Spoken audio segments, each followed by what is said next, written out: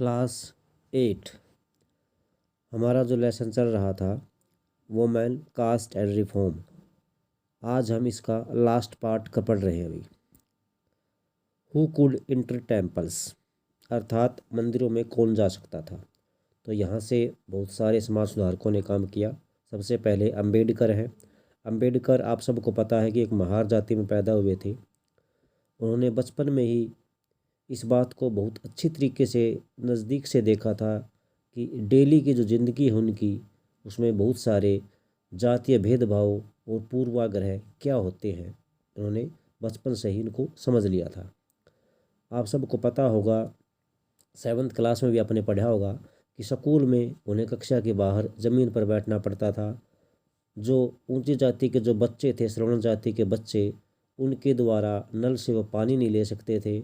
School की पढ़ाई पूरी करने के बाद उन्हें और उच्च अध्ययन के लिए अमेरिका जाने हेतु फेलोशिप मिल गई थी। 1919 में जब वे भारत लौटे तो उस समाज में उन्होंने उच्च जातीय सत्ता संरचना पर काफ़ी कुछ लिखा। 1927 में अंबेडकर ने मंदिर प्रवेश आंदोलन चलाया, जिसमें महार जाति के लोगों ने बड़ी संख्या में हिस्सा लिया। ब्राह्मण पुजारी इस बात पर बहुत गुस्से में हो गए कि दलित भी मंदिर के तालाब का पानी इस्तेमाल कर रहे हैं। 1927 से 1935 के बीच अंबेडकर ने मंदिरों में प्रवेश के लिए ऐसे 3 आंदोलन चलाए और पूरे देश को ये दिखाना चाहते थे कि समाज में अब भी जातीय पूर्वाग्रहों की जड़ कितनी मजबूत है। नेक्स्ट पेज पे देखिए भी, गैर ब्राह्मण आंदोलन। तो ये भी एक इसी तरह का आंदोलन था, गैर ब्राह्मण आंदोलन। 20वीं शताब्दी के आरंभ में गैर ब्राह्मण आंदोलन शुरू हुआ।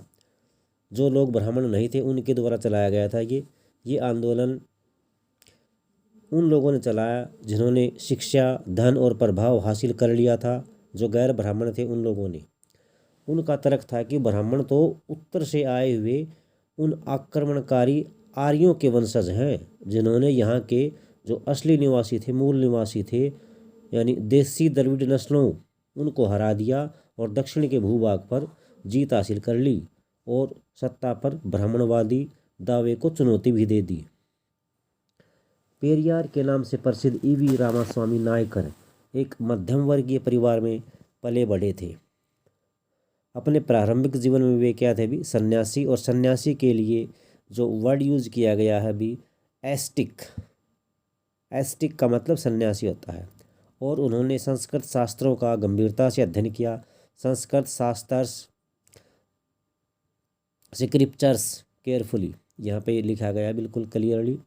बाद में वे कांग्रेस के सदस्य बन गए, परंतु जब उन्होंने ये देखा कि राष्ट्रवादियों द्वारा एक पार्टी आयोजित की गई है जिसको दावत कहा गया था उस टाइम में, तो उन्होंने वहाँ पर देखा था कि जातियों के हिसाब से अलग अलग इंतज़ाम किया गया है बैठने के लिए। तो उन्होंने निराश होकर, हताश होकर पार्टी छोड़ दी। तो यहाँ पर जो वर्ड आया है डिसगस्ट, डिसगस्ट वैसे गुस्से में, हताश होकर, हार कर पार्टी छोड़ दी। इस दावत में नीची जातियों और ऊंची जातियों के लिए अलग अलग बैठने का इंतज़ाम किया था। अब पेरियार की समझ में आ चुका था कि अछूतों को अपने स्वाभिमान के लिए खुद लड़ना होगा। इसी बात को ध्यान में रखते हुए उन्होंने स्वाभिमान आंदोलन शुरू किया था। मोस्ट इम्पोर्टेंट पॉइंट, कौन सा आंदोलन शुरू किया था? स्वाभिमान आंदोलन शुरू किया था। उनका कहना था कि मूल तमिल और द्रविड़ संस्कृति के असली वाहक तो अछूत ही हैं। यानी ये जो संस्कृति है, मूल तमिल और द्रविड़ संस्कृति के असली वीरियर वाहक अछूत ही हैं, जिन्होंने ब्राह्मणों ने अपने अंडर में कर लिया, अपने कंट्रोल में कर लिया है। उनका मानना था कि सभी धार्मिक नेता और मुखिया सामाजिक विभाजनों और असमानताओं को ईश्वर द्वारा प्रदान की हुई वरदान मानते हैं। इसलिए सामाजिक समानता के लिए सभी धर्मों से अछूतों को मुक्ति पानी होगी। यानी कोई हमारी तरफ परवाह नहीं करता, न धार्मिक नेता करते हैं, न मुखिया करते हैं, न और आम लोग करते हैं। तो हमें खुद को उनसे अलग करना होगा। और दूसरी बात, पेरियार जो थे क्या थे भी, हमारे जो हिंदू वेद पुराण हैं इनके कट्टर आलोचक थे। और ख़ास तौर से मनु संहिता जो मनु ने लिखी थी, मनु द्वारा रचित क्या क्या था अभी, भगवत गीता मनु द्वारा रचित मनु संहिता थी, और भगवत गीता और रामायण के वे बहुत बड़े बुराई करते थे, आलोचक थे। उनका कहना था कि ब्राह्मणों ने निचली जातियों पर अपना दबदबा, अपनी सत्ता, अपना प्रभाव तथा महिलाओं पर पुरुषों का कंट्रोल स्थापित करने के लिए इन पुस्तकों का सहारा लिया है।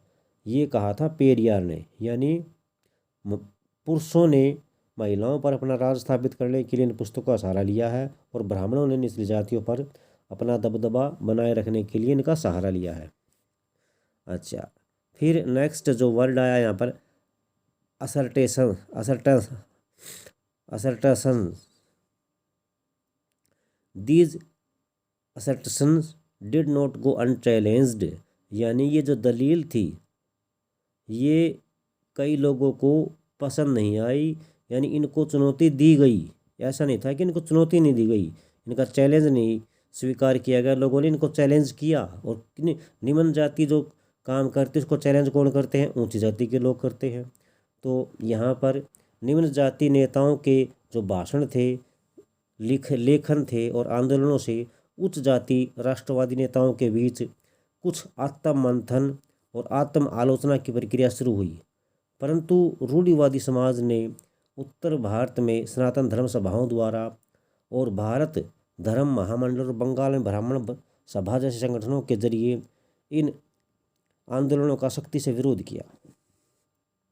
इन संगठनों का मकसद यही था कि हिंदू धर्म में जातीय ऊंच नीच को जो महत्व दिया जाता है उस पर कोई आंच न आ जाए। यानी जो संगठन हिंदुओं द्वारा बनाए गए थे उनका मेन मकसद था कि ये अंतर तो जातियों में चलता ही रहेगा, उस पर कोई फर्क नहीं आएगा।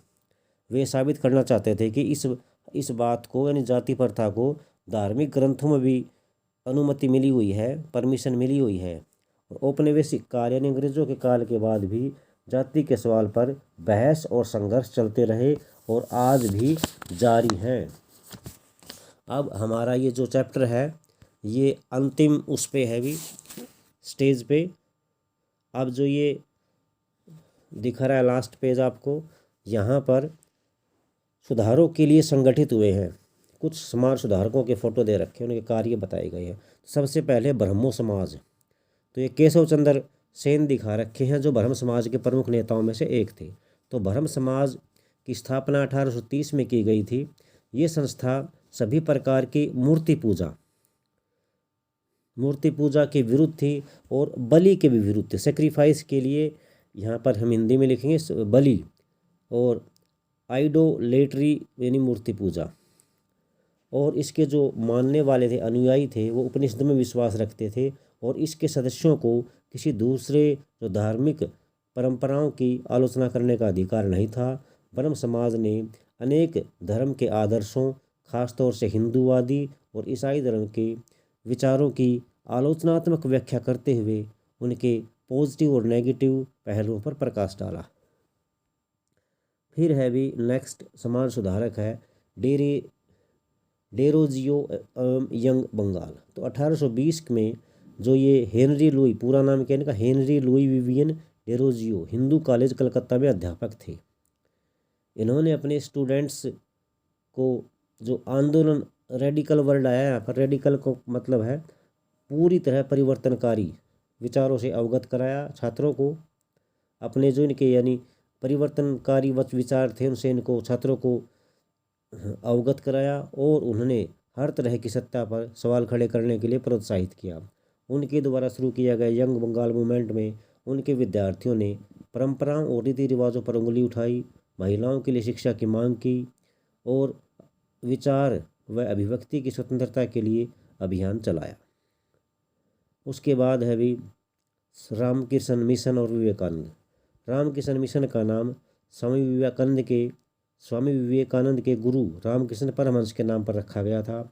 यह मिशन समाज सेवा और निस्वार्थ श्रम के जरिए मुक्ति के लक्ष्य पर जोर देता था। नेक्स्ट है प्रार्थना समाज। 1867 में मुंबई में प्रार्थना समाज का निर्माण किया गया और ये बंधन ये जो संगठन था ये जातीय बंधनों को ख़त्म करने का और बाल विवाह को ख़त्म करने का प्रयास करता था। प्रार्थना समाज ने महिलाओं की शिक्षा को प्रोत्साहित किया। विधवा विवाह पर बैन लगा हुआ था, इसके खिलाफ आवाज़ उठाई और उनकी बैठकों में हिंदू, बौद्ध और ईसाई ग्रंथों पर विचार किया जाता था। यानी इनके अलग अलग धार्मिक जो लोग थे ना उनसे पूछा जाता तुम्हारे धर्म में क्या अच्छाई है, तुम्हारे में क्या है, कमी क्या है। इसके बाद अभी हमारा वेद समाज। वेद समाज में क्या बताया, इसकी स्थापना जो है 1864 में चेन्नई में हुई थी भी। और वेद समाज किससे प्रेरित था? ब्रह्म समाज से प्रेरित था। वेद समाज ने जातीय भेदभाव को ख़त्म करने के लिए और विधवा विवाह और महिला शिक्षा को बढ़ावा देने के लिए काम किया। इसके सदस्य एक ईश्वर के अस्तित्व में विश्वास रखते थे। उन्होंने रूढ़िवादी हिंदुत्व के अंधविश्वासों और अनुष्ठानों की बहुत बुराई की। इसके बाद अभी अलीगढ़ आंदोलन। तो अलीगढ़ आंदोलन जो है सर सैयद अहमद खान द्वारा 1875 में चलाया गया।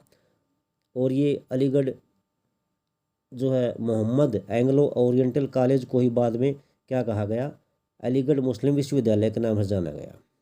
यहाँ मुसलमानों को पश्चिमी विज्ञान के साथ साथ दूसरे विषयों की आधुनिक शिक्षा दी जाती थी। और अलीगढ़ आंदोलन का और शैक्षणिक सुधारों के क्षेत्र में इसका गहरा प्रभाव रहा है। नेक्स्ट अभी सिंह सभा। तो सिखों के सुधारवादी संगठन के रूप में सिंह सभा की स्थापना की गई। सबसे पहले 1873 में अमृतसर से शुरू हुआ और बाद में 1879 में लाहौर में भी इसकी गठन किया गया। इन सभाओं ने सिख धर्म को अंधविश्वास, जातीय भेदभाव और ऐसे आचरण जिसे वे गैर सिख समझते थे उनसे मुक्त करने का प्रयास किया। उन्होंने सिखों को शिक्षा के लिए आगे बढ़ने का प्रयास करवाया, एहसास कराया, जिसमें अक्सर आधुनिक ज्ञान विज्ञान के साथ सिख धर्म के सिद्धांतों को भी पढ़ाया जाता था। साथ में चित्र दे रखा है अभी, ये खालसा कॉलेज है जो कि अमृतसर में 1892 में सिंह सभा द्वारा, इसके नेताओं द्वारा स्थापित किया गया था ये। अब हम चलते हैं बिल्कुल किनारे पर आ गए हैं इस चैप्टर के। एल्सवेयर अन्यत्र, यानी लास्ट हटके थोड़ी सी बात बताई गई यहाँ पर। Black slaves and white planters, काले गुलाम और श्वेत बागान मालिक।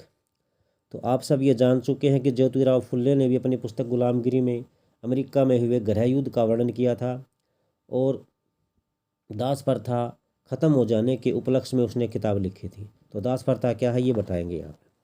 17वीं शताब्दी में जब यूरोप के खोजी यात्री व्यापारी पहली बार अफ्रीका पहुँचे तो उन्होंने गुलामों का व्यापार शुरू कर दिया। वे अफ्रीका के काले लोगों को पकड़कर अमेरिका ले जाते थे और वहाँ के गोरे बागान मालिकों को बेच देते थे।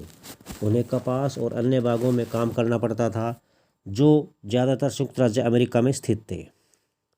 बागानों में ये गुलाम सुबह सूरज निकलने से पहले और देर रात को सूरज निकलने के बाद तक काम करते रहते थे। अगर कोई मजदूर सही ढंग से काम न करता तो मालिक उन्हें सज़ा देते थे, कोड़ों से पीटते थे और तरह तरह की यातनाएं झेलनी पड़ती थी इनको। श्वेत और अश्वेत सभी तरह के बहुत सारे लोगों ने मिलकर इस दास प्रथा का विरोध किया। इसी क्रम में उन्होंने 1776 की अमेरिकी क्रांति की भावनाओं का हवाला देते हुए कहा, अमेरिका वासियों अपने घोषणा पत्र को देखो, क्या तुम्हें अपनी भाषा भी समझ में नहीं आती? गेटिसबर्ग में अब्राहम लिंकन ने कहा था, उनको भावपूर्ण भाषण में कहा था कि जिन्होंने दास प्रथा के खिलाफ संघर्ष किया है वे लोकतंत्र के पथ प्रदर्शक हैं, मार्गदर्शक हैं। उन्होंने लोगों से आह्वान किया कि वे नस्ली समानता के लिए कदम उठाएं, ताकि इस धरती से जनता के द्वारा जनता के लिए सरकार का नाश न हो। तो इसी के साथ हमारा चैप्टर ख़त्म होता है। और ये जो डेफिनेशन दी है ये अब्राहम लिंकन ने 9th क्लास में तुम्हारी आएगी डेमोक्रेसी में। तो इस चैप्टर के साथ ही हम आज का ये समापन करते हैं यहीं पर। धन्यवाद।